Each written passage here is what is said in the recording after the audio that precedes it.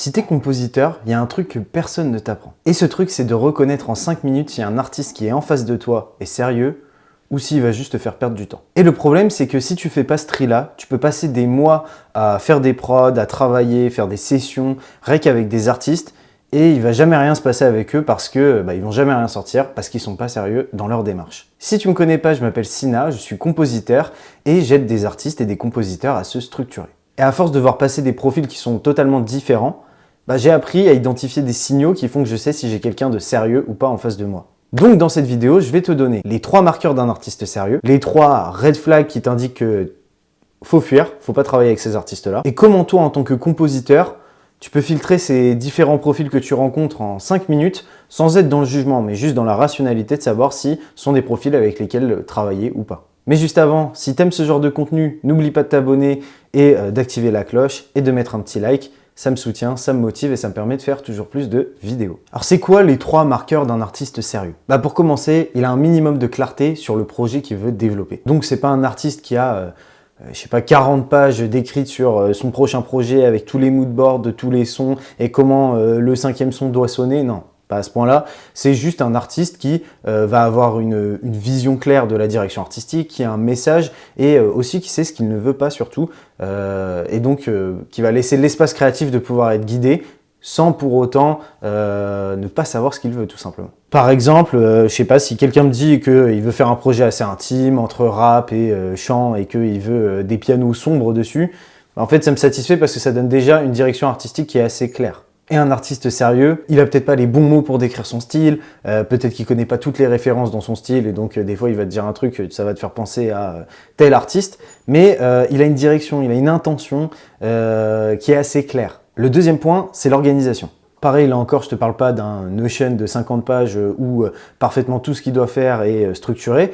Non, je parle plutôt de quelqu'un qui est à l'heure, qui quand on dit demain on va travailler à telle heure au studio, il arrive, il fait son taf, il répond aux messages, il est capable de, je sais pas, tu lui demandes des stems pour mixer une maquette qui t'a fait découvrir, il est capable de t'envoyer les stems. Enfin, ici, il connaît un minimum ce qu'il doit faire et au moins il est carré à chaque fois que tu parles avec lui. Par exemple, j'ai déjà bossé avec des artistes qui étaient inexpérimentés, mais qui m'envoyaient leurs maquettes, qui m'envoyaient les stems piste par piste pour que je puisse travailler dessus proprement, leur clé, par exemple la clé de l'autotune, qui m'envoyaient leur texte pour que je puisse rentrer ça dans la distrib. Enfin bref, des gens qui faisaient vraiment leur boulot de manière carrée et qui respectaient mon temps. Et ça, dans une dynamique de travail, c'est super important.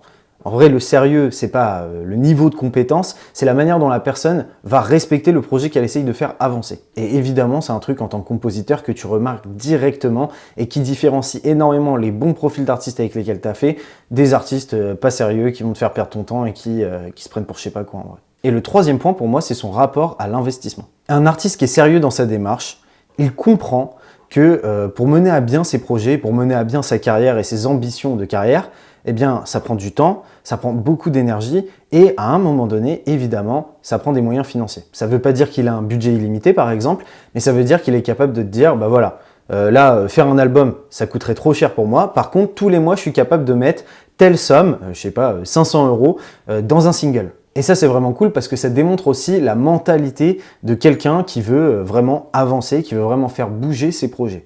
Et d'ailleurs, je trouve que c'est peut-être un point sur lequel les compos devraient faire un peu plus attention, c'est que ce qui compte, c'est pas tant le niveau de budget que l'artiste a en face de toi pour prendre tes prods, c'est plus la mentalité qu'il a.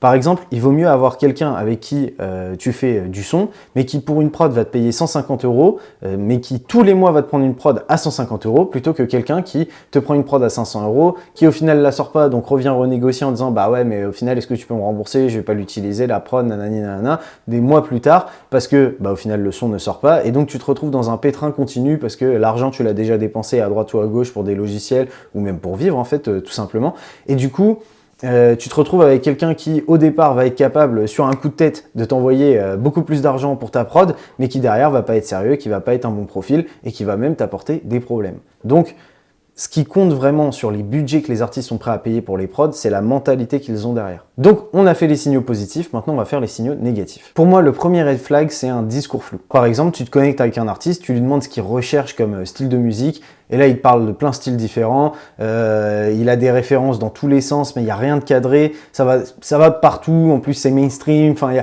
n'y a rien d'identifié, on n'arrive pas à identifier ce que l'artiste veut artistiquement. Bon, bah ça, pour moi, c'est un très mauvais signe pour travailler avec un artiste. Genre, typiquement, ouais, je veux des sons à la Jul, mes versions drill, avec un peu des synthés à la The Weeknd, et dessus, j'aimerais bien rapper old school, genre à la Schoolboy Q, par exemple.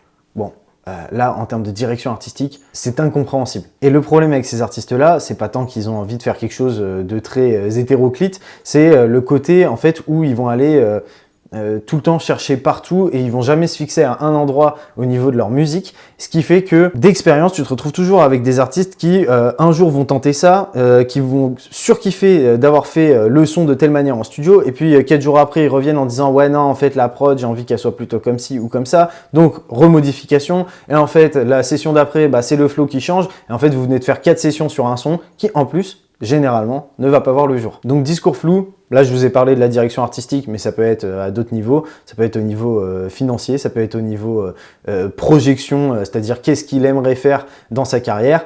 Bon, si vous voyez que quelqu'un est très flou là-dessus ou qui vous dit des trucs qui sont incohérents, faites attention. Le deuxième red flag pour moi, c'est celui qui veut à tout prix percer. Genre typiquement l'artiste qui parle tout le temps de buzz, qui veut tout le temps avoir une nouvelle technique pour avoir de la visibilité, qui parle de contrat de maison de disques, mais qui parle jamais de musique, qui s'intéresse jamais à ce qui se fait en termes de nouvelles directions artistiques, qui va jamais regarder ce que font les autres artistiquement. Non, il est juste possédé par les chiffres et par le fait de tout péter et d'avoir une reconnaissance. Ça, énorme red flag. Et typiquement dans ces discours-là, on retrouve les mecs qui te disent « Ouais, t'inquiète pas, si tu me fais des prods maintenant, moi je vais tout niquer après, et quand je signerai dans un label, bah, je te ferai monter avec moi, je te ferai signer. » Bon, ça, c'est une promesse dans le vide, et bon, on la connaît tous celle-là, mais n'empêche, il y a des gens qui tombent là-dedans, et bah, faut faire très attention, parce que ces artistes-là, en général, et pareil, l'histoire le prouve, si on peut le dire, le jour où ils signent, oh, ils t'oublient, hein. Ils vont aller travailler avec d'autres compositeurs. Pourquoi? Parce qu'en fait, leur seule envie, c'est de briller. C'est pas de faire briller les autres, ils sont pas concentrés sur l'aspect musical, ils ne reconnaissent pas l'importance d'avoir travaillé pendant des années avec tel gars, ils vont juste voir le niveau d'opportunité qu'on leur propose avec des discours tout aussi frauduleux, genre un boss de maison de disques qui va lui dire ah bah voilà là genre tu viens chez nous parce qu'il a eu un buzz et bah genre tel compo tu travailles avec, mais nous on va te montrer des meilleurs gars, en plus ils sont dans l'équipe pour récupérer plus d'oseille sur les éditions par exemple, et pour recouper des avances plus facilement. Et du coup, bah, ils vont leur dire d'aller vers ces gars-là, ils vont jamais te faire signer avec eux, enfin bref. Pourquoi? Parce que bah, on leur a donné une possibilité de potentiellement plus briller, quoi. On leur a fait miroiter ça pour les avoir au niveau business.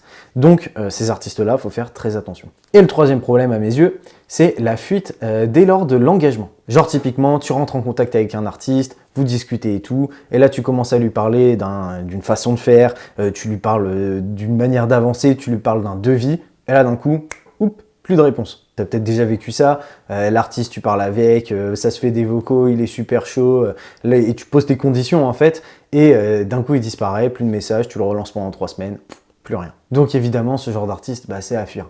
Ça c'est juste des artistes qui vont te faire perdre ton temps. Ça arrive, hein, c'est normal, ça arrive souvent. Il y a des gens, ils pensent pouvoir s'engager dans un truc et au final ils ont peur, donc ils s'engagent jamais. Bon, c'est leur problème, mais toi il ne faut pas que tu travailles avec ces gens-là. Il faut que tu détectes ça, que tu te dises « Ah oui, lui, je travaille pas avec. » Donc maintenant qu'on a ces infos, bah, comment est-ce qu'on les utilise pour pouvoir faire notre filtre en étant toujours lucide, sans être dans le jugement constant des autres, c'est pas la question, c'est pas le but, mais bah, comment faire? Et pour ça, je vais te donner un petit protocole, si on peut dire, en 3 étapes que tu pourras utiliser la prochaine fois que tu appelles un artiste ou la prochaine fois que tu es en DM. La première étape, c'est de poser des questions pour comprendre où en est l'artiste. Évidemment, tu as besoin d'un minimum de contexte pour savoir ce que pense l'artiste. Par exemple, tu peux demander ce qu'il veut raconter avec sa musique. Tu te vois où dans 2 ans si ça se passe bien? C'est quoi ton ambition sur 2 ans là avec tes projets? Et est-ce que tu as des projets qui sont en cours et que tu es en train de travailler, genre un EP, un single, enfin, où est-ce que tu en es dans la dynamique de ton travail? Et on n'analyse pas les belles phrases, et évidemment, on n'est pas là pour analyser les belles phrases que l'artiste va nous faire, on est là pour voir si concrètement l'artiste c'est où il va. Et avec ces 3 phrases assez basiques, hein, mais tu vas avoir déjà une très bonne idée. Le but, c'est pas de se raccrocher aux phrases, aux belles phrases que l'artiste va te donner, c'est de voir s'il répond ou pas réellement à tes questions. S'il n'arrive pas à répondre à ces 3 questions-là, bon bah déjà tu sais que cet artiste-là, il sait pas ce qu'il fait, et donc que très certainement tu vas perdre ton temps avec. Ensuite, je pense qu'il faut observer sa manière de parler de temps et d'argent. Si par exemple, il dit bon, l'argent, le temps, on verra ça plus tard, c'est pas du tout la même chose que s'il dit bah voilà, j'ai un taf à côté, j'économise tant par mois pour la musique et donc je peux mettre ça dans la musique chaque mois, voilà, je me donne à fond, je sais que c'est pas une énorme somme, mais voilà, c'est le maximum que je puisse faire. On est sur 2 immenses discours différents. Et en quoi c'est des discours différents? C'est qu'il y en a un, dès le départ, il t'explique qu'il est prêt à assumer son projet. Et donc il est prêt à se donner pour son projet. Alors que l'autre, bon, ça frivole, tu sais pas vraiment. Ça se trouve, il a les moyens, ça se trouve pas. Ça se trouve, il va mettre l'argent parce que vraiment, cette fois-là, il se sent bien dans sa vie, sur cette période de sa vie, et du coup, il a envie d'envoyer. Ou ça se trouve, bon, bah, ça le fait chier, il a la flemme, il a découvert un autre truc qu'il faisait plus kiffer, et bon. Au bout de 6 mois, il va abandonner la musique parce que, bon, au final... Bon. Est-ce que c'est vraiment sa passion? Est-ce qu'il faisait ça pour percer? Et la dernière étape, évidemment, c'est de voir comment il réagit à ta manière de travailler. Je vous prends mon exemple. Moi, personnellement, je suis très dur en studio. Alors, je me suis calmé avec le temps, mais avant, j'étais très dur en studio et je le suis toujours quand même. Parce que pour moi, c'est une très bonne manière de pouvoir voir l'investissement d'un artiste. Par exemple, si j'ai un artiste qui a beaucoup d'ego et qui le prend mal parce que il a fait 3 fois sa prise et il l'a raté, je sais que je peux pas travailler avec.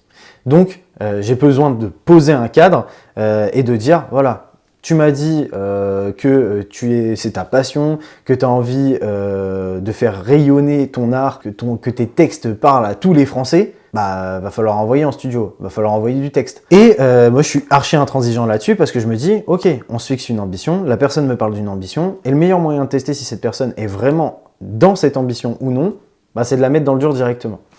Alors dans le dur, en étant dans le respect, évidemment, bien sûr. Mais bon, voilà, ça c'est pas bon, on recommence parce que là, t'as mal fait ta prise, à tel endroit, la note, elle est pas bien mise, et si, et ça. Si déjà à ce moment-là, je vois que le mec, il commence à se frustrer, qu'il commence à être dans l'ego, ou genre je lui fais faire 3 prises et je lui dis ouais bah là c'est mauvais, et que je vois qu'il y a des réactions en mode ah ouais c'est comme ça que tu me parles, des trucs comme ça, bref, ben je sais que cet artiste-là, je pourrais jamais travailler avec et je pourrais jamais aller dans le sérieux avec. Pourquoi? Parce que c'est un artiste qui est plus là pour se faire flatter son ego, comme énormément d'artistes, je vous préviens, plutôt qu'un artiste qui est là pour vraiment progresser et faire en sorte que son projet soit viable et que ça...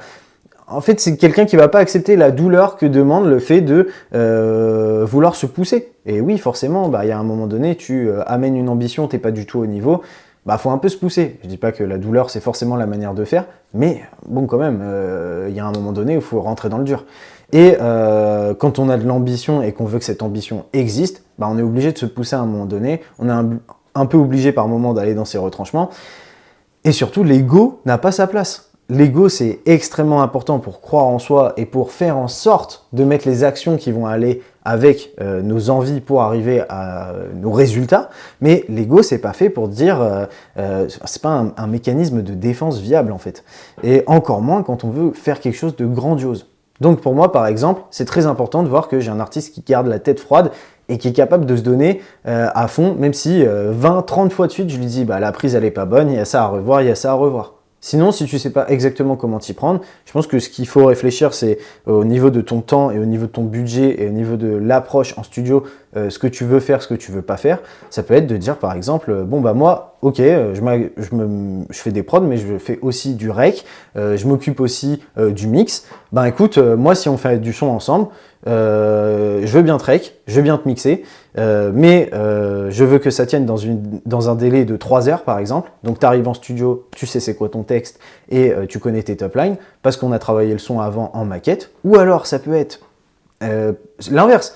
Moi je travaille pas sur des maquettes, je veux tout faire en live en studio. Donc quand on travaille ensemble, on se dit rendez-vous 14h, mais par contre on se prend toute l'après-midi et toute la soirée et il n'y a pas d'autres trucs au milieu, genre à 18h il y en a un qui doit partir ou quoi.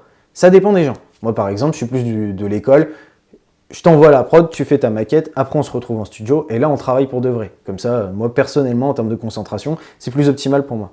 Et tu peux fixer aussi en disant, bah voilà, si on fait le son au studio, que je te rec et que je le mixe, ben, je te fais un forfait de 500 €. Ça coûte 500 € chez moi. par exemple. C'est une manière de pouvoir mettre un cadre. Et il faut vous dire une chose, les compos. Quand vous mettez un cadre, c'est un cadre qui vous correspond. C'est un cadre dont vous avez besoin. Vous n'êtes pas trop carré. C'est juste le niveau de sérieux dans lequel vous êtes. Et donc, si vous êtes avec un artiste qui ne comprend pas ça, c'est pas que vous êtes trop dur ou que... Alors ça peut arriver, hein, mais c'est pas, en général, c'est pas que vous êtes trop dur ou vous êtes trop relou ou je sais pas quoi, et que c'est à vous de vous adapter. Pas du tout. Ce qu'il faut, c'est trouver des artistes qui sont OK avec votre fonctionnement. Et il y en a, c'est sûr. Il y en a pour tous les fonctionnements. Il y a des gens avec qui on s'entend pour des raisons, avec qui les autres ne s'entendraient pas pour ces mêmes raisons, par exemple. Donc, ça, c'est vraiment important parce que si tu te respectes toi et ta manière de travailler, bah, tu vas amener des artistes qui respectent ta manière de travailler à toi aussi. Et grâce à ça, tu vas aussi te retrouver dans les bonnes conditions de travail. Et ça, c'est super important et c'est essentiel pour pouvoir créer et faire de l'art dans les bonnes conditions. Donc, faut faire gaffe à ça. Il faut vraiment... Faut pas s'adapter aux autres là-dessus, j'ai envie de dire, parce que si tu t'adaptes tout le temps aux autres, au final, t'es jamais à l'aise quand tu fais ton son, tu pourras jamais faire du mieux, tu pourras jamais te donner au max, et du coup, tu risques de passer à côté des artistes et de tous ces gens-là qui ont envie de travailler avec toi d'une manière où ça marcherait bien mieux parce que vous vous ressemblez dans votre manière de fonctionner et de travailler. Et tu vas donner ton temps à des artistes qui, au final, avec qui tu t'entendras jamais parfaitement, avec qui les sessions studio, ce sera chiant. Et donc, au final, ça va avoir un impact sur toi et ta vision de ton art et ta vision du fait de vouloir, par exemple, vivre de ta passion. Et donc, à la fin, ça risque de te démotiver plus qu'autre chose. Alors qu'il y a forcément des profils qui te correspondent quelque part. Donc voilà comment, en quelques minutes, être capable de sentir si l'artiste en face de toi, c'est un artiste sérieux et qui te correspond ou pas. Bon, et ça, évidemment, c'est une petite partie de la problématique. Parce que, en fait, en vrai, derrière la notion d'artiste sérieux, il y a la notion du type d'artiste avec lequel tu travailles. Certains de ces artistes sont parfaits pour construire sur le long terme, et d'autres, ils vont te mettre dans le rouge total, même s'ils ont du talent. Et c'est exactement pour ça que j'ai fait une masterclass exprès pour les compositeurs. Dedans, je t'y montre les 3 types d'artistes avec lesquels bosser, ce qu'il faut éviter pour avancer, et comment te positionner en tant que compositeur structuré. Donc si tu veux aller plus loin et arrêter de subir les artistes, bah, clique dans la description, il y a un lien pour t'inscrire à la masterclass. C'est tous les mardis à 20 h. Et évidemment, c'est gratuit. Dedans, on va voir les 3 profils d'artistes avec lesquels travailler et surtout les 3 moments de carrière où il y a un sens de travailler avec un artiste pour du court ou du plus long terme. Et en plus, à la fin de cette masterclass-là, j'aurai un petit cadeau pour toi, donc ne rate pas ça. Donc en attendant de se retrouver pour ceux qui s'inscrivent à la masterclass, si en commentaire vous avez des questions, n'hésitez pas, mettez-les moi, je lis tout et j'y répondrai avec plaisir. Et évidemment, je vous souhaite un maximum de force et de trouver les bons profils. On se retrouve pour la prochaine vidéo.